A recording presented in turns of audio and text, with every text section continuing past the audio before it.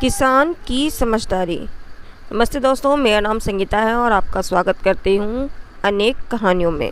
घर में चारपाई पर लेटे फकीरा किसान के मन में आया कि खेत में चने की फसल पकने को है।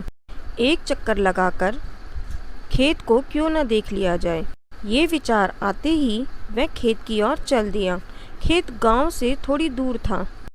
थोड़ी देर में वह वहां पहुंचा। उसे वहां खेत की मेड़ पर बैठे 3 आदमी दिखाई दिए जो बड़े मज़े से कच्चे चने खा रहे थे।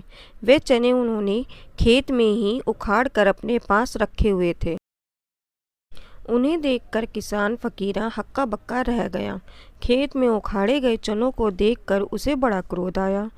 दूसरी ही क्षण उसने अपने क्रोध को वश में करते हुए सोचा कि तीनों से एक साथ झगड़ने पर तो वह अकेला पड़ जाएगा और पिट भी जाएगा। समझदारी से काम लेना चाहिए। वह शांति से होकर उनके पास पहुंचा। उसने इन्हें भैया राम राम कहते हुए बड़ी सादगी से कहा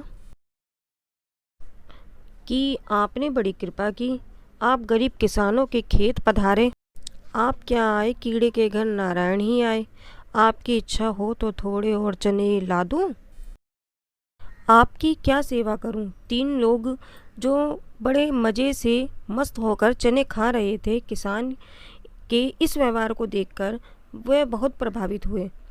किसान के साथ बातचीत में उन्हें बहुत आनंद मिला। बातचीत के सिलसिले में किसान को पता चला कि उनमें एक ब्राह्मण और एक बनिया और एक नाई है। तब किसान ने क्रोधित होकर नाई से कहा कि ब्राह्मण तो मेरे पूज्य हैं। वे जितना चाहें हमारे से चने लेने के अधिकारी हैं और बनिए से भी हमारा लेन देन है। भाई बंदी है। पर आप कौन होते मेरे खेत से बिना पूछे माल चुरा कर खाने वाले। नाई अभी कुछ उत्तर दे पाता इससे पहले ही फकीरा किसान ने उसे पीटना शुरू कर दिया।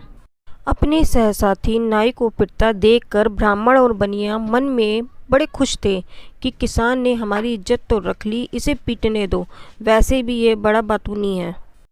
नाई को अच्छी तरह पीट कर किसान ने बनिए की ओर मुड़कर कहा, लाला तूने हमारा लिहाज कब किया।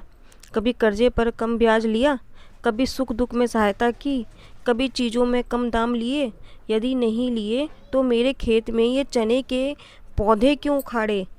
क्या ये मुफ्त का माल है।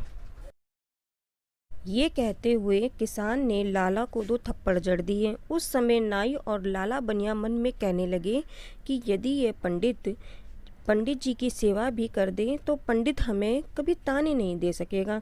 वे मन में सोच ही रहे थे कि किसान ने पंडित जी की ओर मुड़ते हुए कहा, क्यों पंडित जी, आप तो सारी बिरादरी में हमारी इज्जत का दांव पर लगा देते हैं। मनमानी दक्षिणा वसूल कर हमारा शोषण करते रहते हो। कभी अपने 2 पैसे भी कम नहीं लिए। तब तुम्हें बिना पूछे चने उखाड़ कर खाने का क्या अधिकार था। क्या हमारे पैसे पेड़ों पर लगते हैं। ये कहते हुए किसान ने पंडित जी की धुनाई कर दी। वह आश्चर्यचकित होकर किसान को देखता रहा। किसान ने अपनी सूझबूझ से तीनों लोगों को पीट दिया। एक किसान से तीनों पिटकर अपने अपने घर चल दिए। यदि किसान ने समझदारी से काम नहीं लिया होता तो वह अकेला उन तीनों से ही हार जाता।